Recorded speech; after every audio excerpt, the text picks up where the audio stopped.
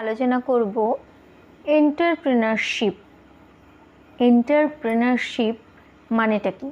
এন্টারপ্রেনারশিপের বাংলা মানে হলো শিল্প উদ্যোগ।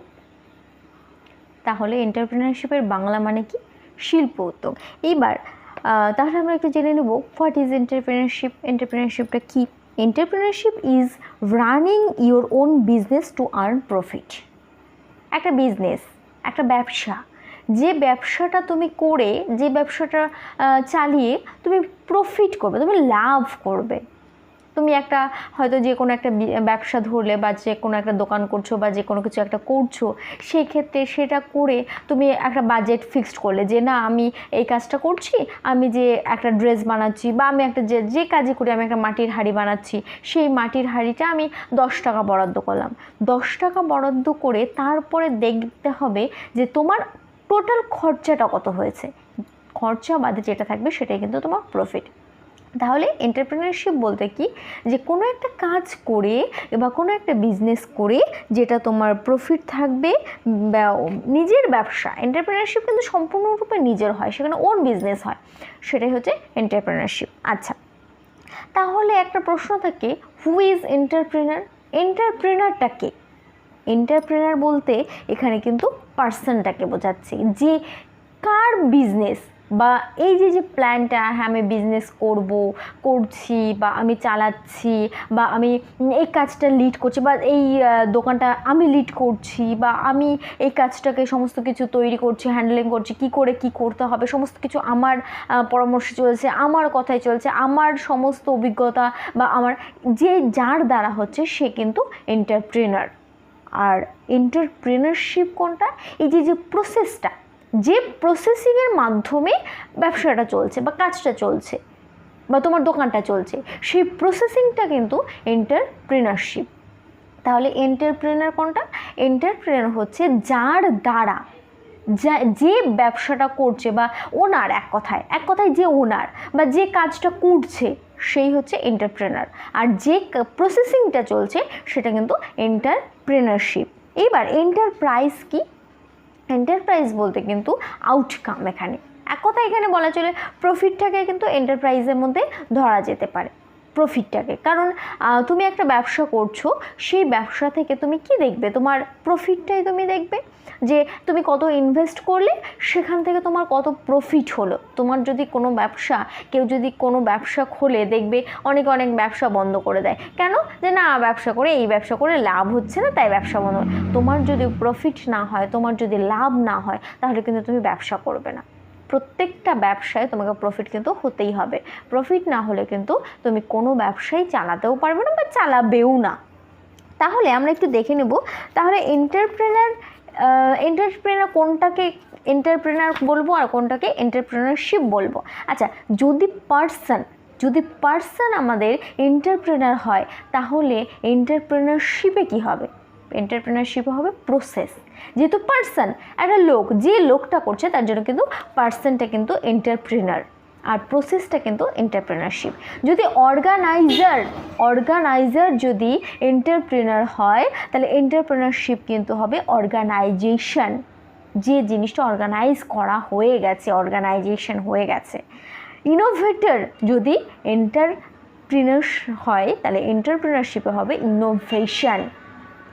তারপরে ধরো মোটিভেটর যদি এন্টারপ্রেনার হয়, এন্টারপ্রেনারশিপে কিন্তু মোটিভেশন। ক্রিয়েটর যদি এন্টারপ্রেনার হয়, তাহলে ক্রিয়েশন কিন্তু এন্টারপ্রেনারশিপ হবে। ভিজুয়ালাইজার যদি এন্টারপ্রেনার হয়, ভিজন এটা কিন্তু এন্টারপ্রেনারশিপ হবে। লিডার যদি এন্টারপ্রেনার হয়, তাহলে এন্টারপ্রেনারশিপে কিন্তু লিডারশিপ হবে। এই যে, তাহলে আমরা কি বুঝতে পারলাম, যে যার দ্বারা কাজটা হচ্ছে, কোনো একটা মিটিং অর্গানাইজ করছো বা কোনো একটা অনুষ্ঠান, কিছু একটা তুমি ওয়াল ম্যাগাজিন অর্গানাইজ করছো বা কিছু একটা অর্গানাইজ করছো, এই যে অর্গানাইজ যারা করছে, যে অর্গানাইজটা করছে, সে কিন্তু এন্টারপ্রেনার। কিন্তু একটা দোকান দিয়েছে, সেই ক্ষেত্রে ও যেহেতু পাড়ার মধ্যে দোকানটা দিয়েছে, ওর কি হবে? প্রথমে 10টা বা 20টা লোক আসবে, 10টা 20টা লোক আসবে, তারা আশেপাশে তারা খাবে। তারা খেয়ে তারা যখন কন্টিনিউয়াসলি তারা আসবে, তখন কিন্তু ধীরে ধীরে ধীরে ধীরে তার কিন্তু লোকজন বাড়তে থাকছে। প্রথমে 10 জন এসেছিলো, তারপর 15 জন, তারপর 20 জন, তারপর 25 জন, তারপর 50 জন। এখন তার বর্তমানে তার ধরো প্লেটে 100 টাকা করে ইনকাম হচ্ছে বা 100 টাকা করে প্রফিট হচ্ছে। ওর দুটো প্লেট বিক্রি করে ওর 100 টাকা প্রফিট হচ্ছে। তার মধ্যে ওর কিন্তু ধরো 100টা প্লেট বিক্রি হচ্ছে। এইবার ওর হয়তো কোনো একটা বন্ধু বা বান্ধবী বা বাড়ির কেউ ওর বিরিয়ানিটা খুব পছন্দ করেছে বা তাকে কিন্তু একটা পরামর্শ দিয়েছে যে কি, যে তোর তো এখানে এই জায়গাটা কম আছে বা এইভাবে তুই সঠিকভাবে ডেলিভারি করতে পারছিস না বা এটা পারচেস করতে পারছিস না, তাহলে একটা বুদ্ধি আছে। কি বুদ্ধি আছে? যে কোভিড-19 পরে বেশিরভাগ লোক এখন অনলাইনে শপিং করে, সমস্ত কিছু খাবার থেকে শুরু করে সমস্ত ড্রেস আপ বলো সব কিছুতে অনলাইন সিস্টেম। তাহলে সবাই যখন আমরা অনলাইনে যে কোনো কিছু ফুড ডেলিভারি দেয় বা আমরা ফুড অর্ডার করি, সেক্ষেত্রে আমরা অনেকটা ডিস্টেন্স হলে খাবারগুলো ঠান্ডা হয়ে যায় বা বিরিয়ানিগুলো ঠান্ডা হয়ে যায়, সেই স্বাদটা থাকে না। তুই একটা কাজ করতে পারিস কি, যে একটা মাটির পাত্রে তুই কিন্তু বিরিয়ানিটা ডেলিভারি করতে পারিস। ঠিক আছে, তাহলে ওর আইডিয়াটা তখন দেখলো যে না, ওর আইডিয়াটা ভালো লেগেছে। ও কী করলো, ওর আইডিয়াটাকে ইনভলভ করলো। তারপর থেকে ওরা দুজন মিলে কী করলো, সেই যে বিরিয়ানি স্টলটা, সেখান থেকে মাটির পাত্রে বিরিয়ানিগুলোকে কিন্তু হোম ডেলিভারি করা শুরু করে দিল।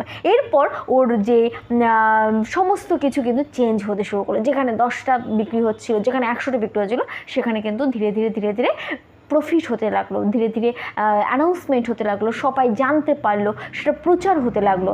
তারপরে ওর সেই বিরিয়ানিটার আস্তে আস্তে নাম দেওয়া হলো mind blowing biryani food delivery. এখানে কিন্তু ফুড ডেলিভারি অ্যাড করে দেওয়া হলো। যখনই নামটা চেঞ্জ হয়ে গেল, নামটা চেঞ্জ হলো মানে কি, ওর কিন্তু অনেক কিছু চেঞ্জ হয়েছে। ওর সিস্টেমটা চেঞ্জ হলো, ওর কোয়ান্টিটি চেঞ্জ হবে, ওর মানে প্যাকেটিংটা চেঞ্জ হবে, সমস্ত কিছুতে কিন্তু ওর চেঞ্জ হবে। যখন চেঞ্জ হলো, তার মানে কি, ওর প্রফিটটাও চেঞ্জ হয়েছে। ওর আগে 100টা বিরিয়ানি বিক্রি করে যা টাকা প্রফিট হচ্ছিল, এখন তার আশা করি ডবলই বিক্রি হবে বা তার বেশি প্রফিট হচ্ছে। তাহলে এই যে নতুনত্ব সিস্টেমগুলো, নতুনত্ব পদ্ধতি বা নতুনত্ব এইগুলো কিন্তু রিসার্চ করে লোকের সামনে, মানে লোকজনের সঙ্গে মিশে আমাদের সমাজে কী চলছে, লোকজন কী চায়, সেই তথ্যগুলো কিন্তু আমাদের বের করতে হবে। তবেই কিন্তু আমি আমার বিজনেসটাকে একটা সাফল্যের দিকে নিতে পারবো। এইভাবেই কিন্তু আমাদের যে কোনো ব্যবসাতে কিন্তু একটা নতুন একটা দিশা আনতে হবে। তো আজকে আমাদের এইটুকুই ছিল যে এন্টারপ্রেনারশিপ কি। নেক্সট আলোচনা করবো এন্টারপ্রেনারশিপের যে বেনিফিটগুলো রয়েছে বা কী কী পদ্ধতি রয়েছে, সেটা আমরা পরের ক্লাসে আলোচনা করব।